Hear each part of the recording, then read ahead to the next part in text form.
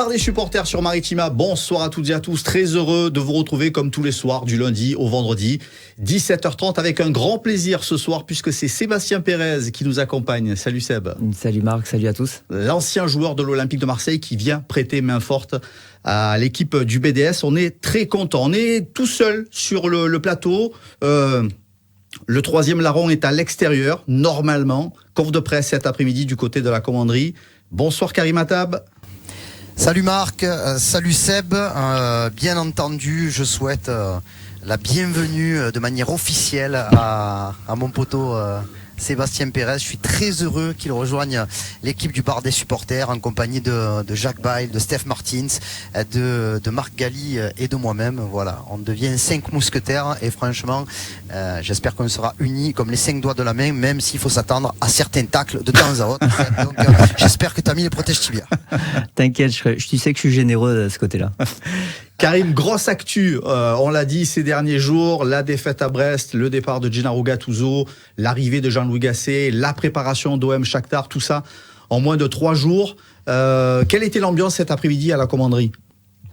Alors l'ambiance dans la salle de presse était plutôt sereine, légère, avec le temps des regrets au niveau des joueurs, puisque Samuel Gigot s'est exprimé devant la presse tout d'abord en exprimant ses regrets par rapport ses regrets pour lui et pour le groupe, par rapport au limogeage de Gennaro Gattuso. Il a quand même pris une partie de la responsabilité de ce qui était arrivé à son coach et au staff, et c'est bien juste, puisque comme on l'a dit plusieurs fois, que ce soit avec Jacques ou avec Steph, et c'est pas Sébastien qui va nous contredire, lui, un ancien joueur de vestiaire de haut niveau, les torts sont partagés.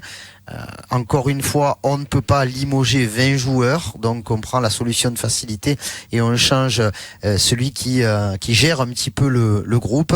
Donc voilà, il y a eu pas mal de regrets, mais on est quand même tout de suite passé déjà à autre chose, j'ai l'impression. C'est le temps du football, c'est-à-dire que dimanche soir, on était catastrophé après la défaite face à Brest.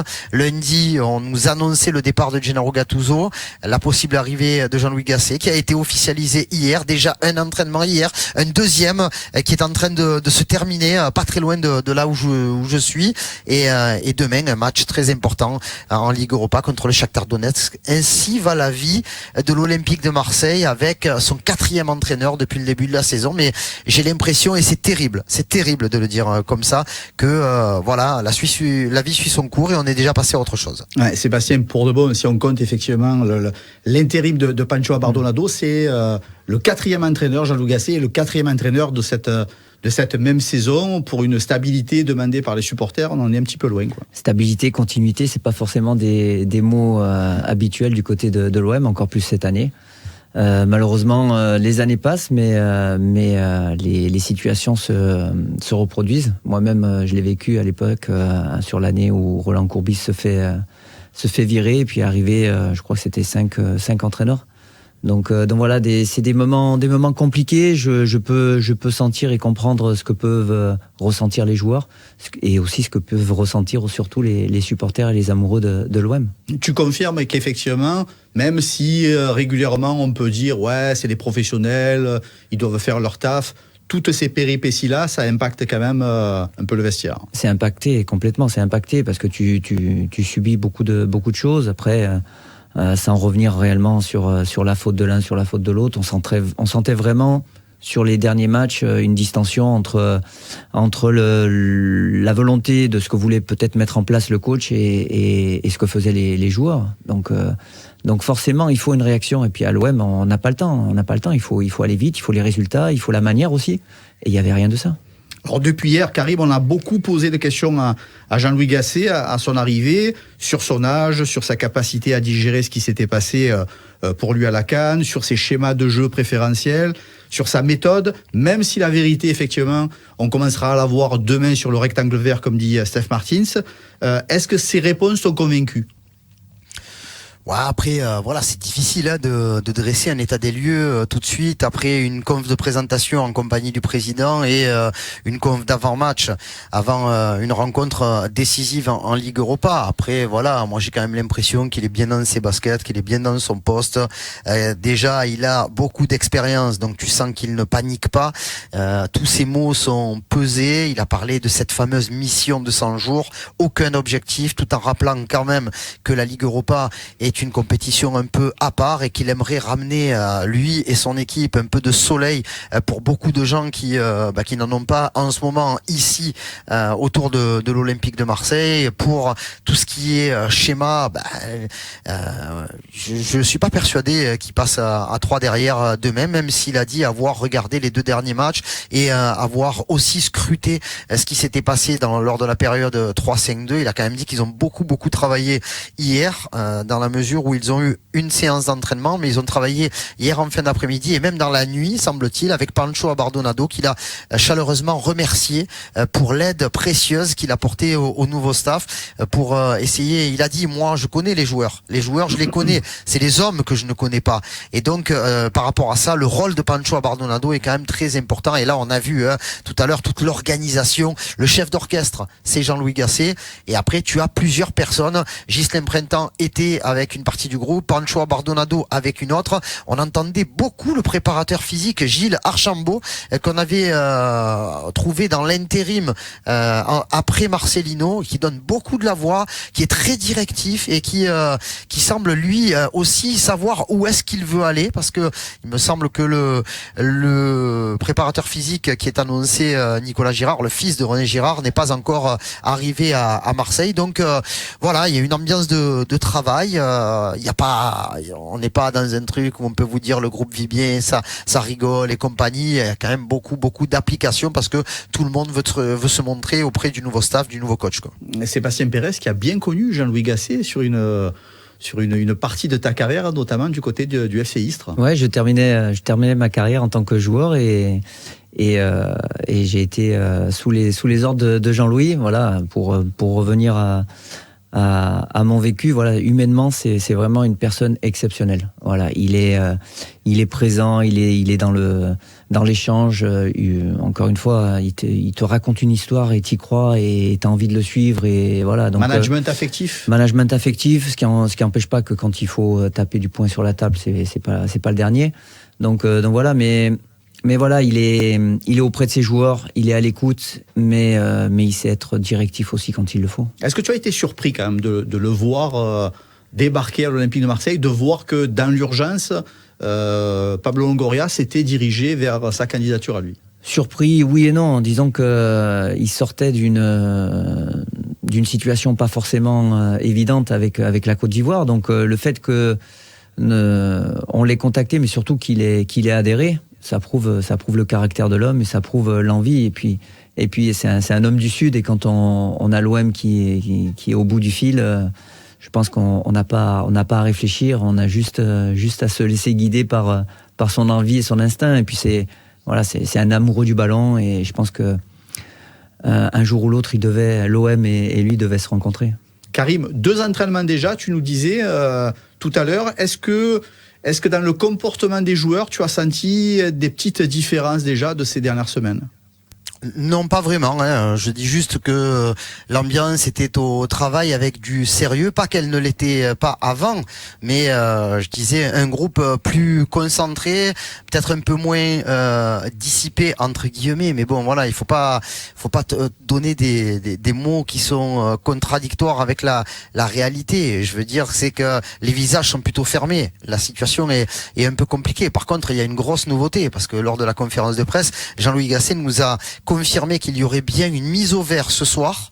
Donc ils vont tous rester à la commanderie ici, et demain matin il y aura une mise en place encore, alors que le match aura lieu demain soir. Donc c'est bien le signe que il y a des réglages encore, bien entendu, des automatismes entre le staff et les joueurs à parfaire, et on ne s'économise pas d'une nuit passée ici à la commanderie, et surtout demain matin d'une dernière mise en place le jour même du match, ce qui n'est pas commun. Je pense que Seb Pérez n'a pas dû connaître 150 fois ce cas de figure où un jour de match tu as une mise en place le matin, quoi. Ouais, mais encore une fois, c'est la situation. Et puis voilà, un match de Coupe d'Europe, comme tu dis, il n'y avait pas forcément des cris de joie ou quoi que ce soit, parce qu'ils sont déjà dans la préparation du match, encore plus vu la situation qu'on vit aujourd'hui. Mais surtout, un match de Coupe d'Europe, c'est un match retour, donc c'est un match coup près. Et la veille d'un match comme ça, voilà, t'as qu'une envie, c'est d'être le plus concentré possible, c'est de montrer le plus possible pour être dans le 11 de départ le lendemain. Seb, je posais la question au reste de l'équipe dans la semaine sur les chantiers qui attendent Jean-Louis Gasset depuis son arrivée. Si toi, tu étais à sa place et que tu arrivais en milieu de saison et que tu avais effectivement une méthode, tu commences par quoi ? La feuille de route que tu choisis, c'est quoi ? L'état des lieux des joueurs, l'aspect psychologique, l'aspect mental. Et après, c'est selon le temps et ce que tu veux mettre en place. Là, tout le monde parle d'une défense à 3, ok. Mais une défense à 3, tactiquement, c'est ce qui représente le plus de travail. Voilà, dans la cohésion, la complémentarité, les circuits de passe. C'est la version tactique la plus prenante et celle qui suggère le plus de travail. Donc tu peux pas la mettre du jour au lendemain, et surtout si tu l'utilises mal, c'est là où tu prends le plus l'eau.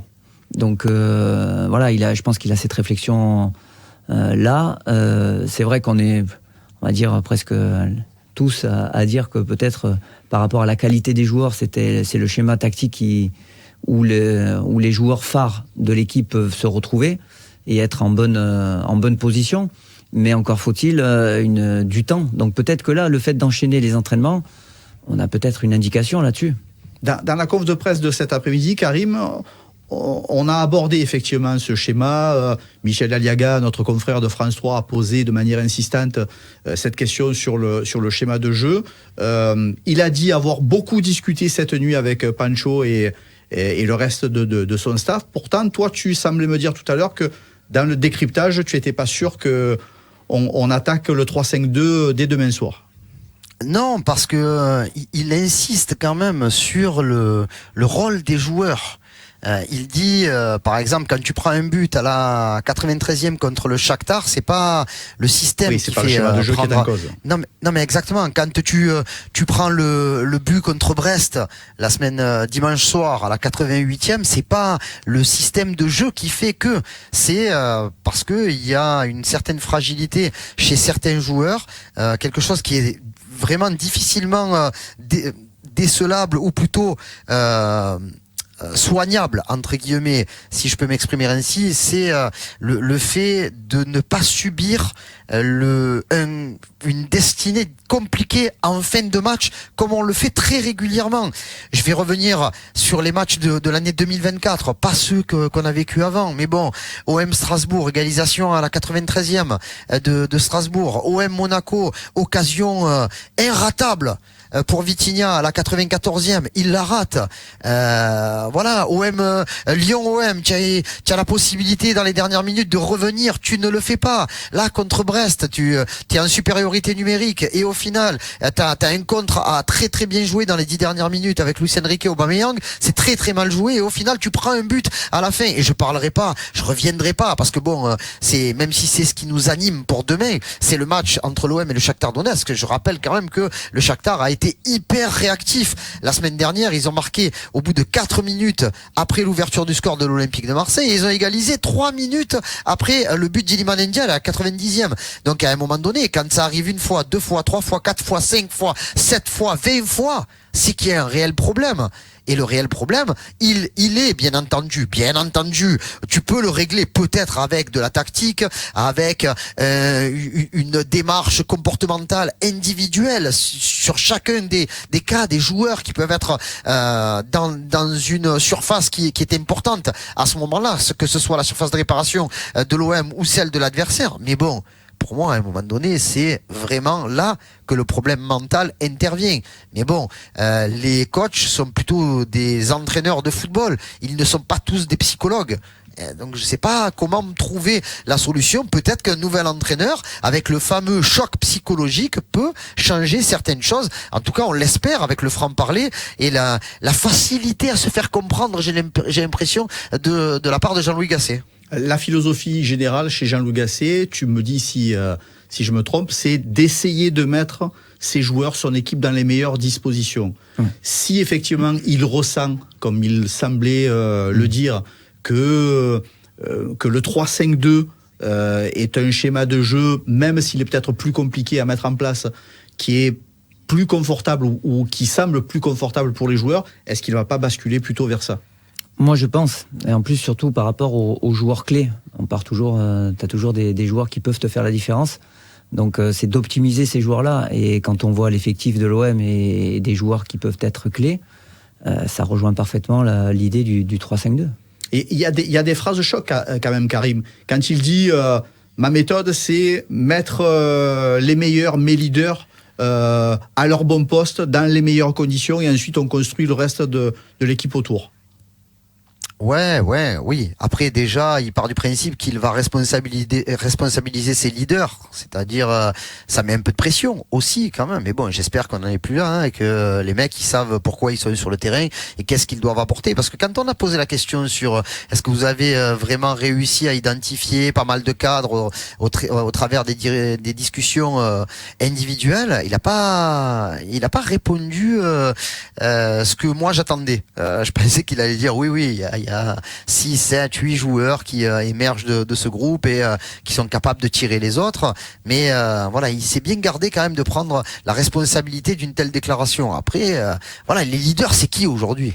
Et c'est pas parce qu'un mec il a le brassard de capitaine qu'automatiquement il est leader. Malheureusement, je ne parle pas de Samuel Gigot, parce que Samuel Gigot c'est quelqu'un qui tire vraiment le groupe derrière lui, mais bon, qui est capable aussi de faire des erreurs sur le terrain, et c'est normal. Mais bon, on a l'impression que Gigot, que Kondogbia peuvent l'être, que Aubameyang peut l'être, que Paolo Lopez par certains côtés, même si il est quand même assez incertain pour le match de demain. Il n'a pas pris part aux 20 premières minutes de l'entraînement du jour, et un dernier test sera passé soit aujourd'hui, soit demain matin, pour savoir si le gardien espagnol sera titulaire demain, ou si c'est son compatriote Ruben Blanco, qui a fait un bel intérim dimanche à Brest, qui gardera la cage marseillaise. Mais bon, tout ça pour dire que oui, franchement, quand tu prends un groupe que tu connais à peine, les mecs, tu vas essayer de les mettre à leur vrai poste. C'est-à-dire que un gars comme Aubameyang, je pense qu'il ne jouera pas sur un côté, mais qu'il jouera plutôt axial. Après, les milieux de terrain défensifs seront des vrais milieux défensifs. Jusqu'ici, je ne vois rien de spectaculaire dans la manière d'expliquer les choses. C'est normal. C'est sûr qu'après, on a déjà connu notamment Igor Tudor l'année dernière, qui inventait un petit peu des postes pour certains joueurs. Matteo Guendouzi qui jouait derrière les attaquants. Tu vois, il y a des choses comme ça. Mais bon, moi, je pense que Jean-Louis Gasset a déjà une petite idée derrière la tête, et qu'il va pas la communiquer en la criant sur tous les toits, et que demain il va nous proposer quelque chose de cohérent, Et en tout cas, c'est ce que j'espère. Alors justement, par rapport à ce qu'on a vu au match aller, Seb, est-ce qu'il y a la place de se qualifier, ou est-ce que on va continuer à se morfondre, à se dire que la période est compliquée ? Non, il y a la place encore une fois, comme je l'ai dit, c'est un match particulier, un match de Coupe d'Europe sur un match retour. Il n'y a pas de calcul à faire, et je pense que avec en plus le choc psychologique qui doit se faire, on peut se qualifier. Voilà. Après, il va falloir donner le maximum, il va falloir aller chercher les choses et pas les attendre, et surtout savoir comment peut réagir un groupe selon les faits de match qui peuvent se produire. Petite revue d'effectifs, justement, Karim, pour savoir quels sont les joueurs qui seront à la disposition de Jean-Louis Gasset et qui ne le sera pas, justement. Alors surtout ceux qui ne le sauront pas, bon, déjà Onana, Gueye et Garcia ne font pas partie de la liste UEFA, même si les deux premiers, Onana et Garcia, participaient à l'entraînement, mais bon, ils ne pourront pas être alignés par Jean-Louis Gasset. Amir Murillo est forfait, Valentin Rongier toujours. On l'a croisé il y a un quart d'heure, 20 minutes, il est arrivé, il a travaillé ce matin à la commanderie, et là il venait voir un petit peu le groupe, donc on voit encore toute l'implication de la part du capitaine de l'Olympique de Marseille, parce que c'est lui le vrai capitaine entre guillemets cette saison à l'OM, et il n'hésite pas à venir encourager ses coéquipiers au moment où il y a les premiers contacts avec le nouveau staff.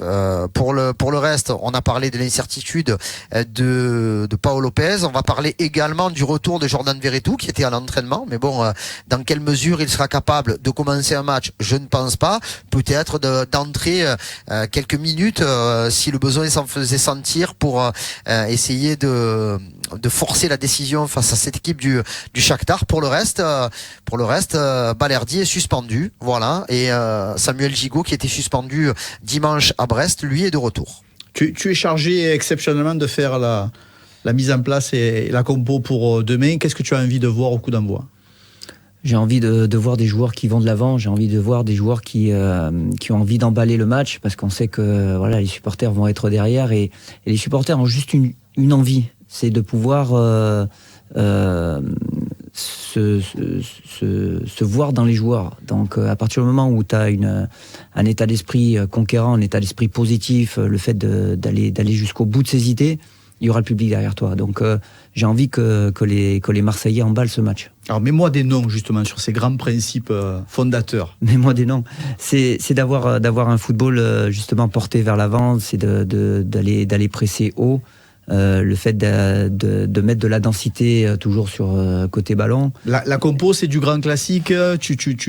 Quel joueur tu vois nommément dans ce que tu installerais toi? Il veut que tu le dises. Il veut que tu dises qui va jouer. Sauf que on est en veille de match avec un nouveau coach et on ne sait pas vraiment qui va jouer. Donc c'est. Non mais c'est Seb. Moi je pose. Non, déjà il faut jouer avec ses qualités. Voilà. Je vais pas te faire l'équipe en entier, mais voilà, j'ai envie de voir des pistons qui vont aller de l'avant. Donc forcément. Quand tu mets les pistons, c'est des joueurs, c'est des Klose et Merlin. J'ai envie de voir Aubameyang devant avec un joueur d'appui comme Moubagna. Voilà, et après j'ai envie de voir un peu de maîtrise au milieu de terrain, donc des joueurs qui vont être capables de gérer les temps forts, les temps faibles, et d'imposer un rythme. Voilà. Après, et derrière, je veux des vrais guerriers. Voilà, des vrais guerriers. Ce qui n'empêche pas que des fois tu peux faire des erreurs, mais voilà, l'envie de gagner tous ces duels, et d'aller de l'avant. Allez, OM Shakhtar, en tout cas, c'est demain soir, 21h à l'Orange Vélodrome, prise d'antenne 20h30. Un match à vivre, bien sûr, en direct sur Maritima avec les commentaires de Karim Attab et Jacques Bail. Merci Sébastien Pérez d'être venu prêter main forte à l'équipe du BDS. On va te voir très très vite et on s'en réjouit. Merci d'avoir été là. À très vite, merci à vous. Merci mon Karim, toujours installé à l'heure où on se parle du côté de la commanderie, c'est ça ? Ouais, toujours dans un des studios où on a envoyé quelques vidéos sur le site de Maritima. Je vais envoyer une vidéo de l'entraînement dans quelques instants. Mais bon, ça, c'est toujours un plaisir, les amis, d'être en votre compagnie avec Marc, avec Seb, avec Steph et avec Jacques. On est content d'avoir une équipe à 5 têtes et c'est cool. D'ici jusqu'à la fin de la saison, on va se régaler. Absolument. Et puis merci à vous, les auditeurs, d'être aussi accros à ces rendez-vous du bar des supporters. On se régale tous les jours du lundi au vendredi. À demain.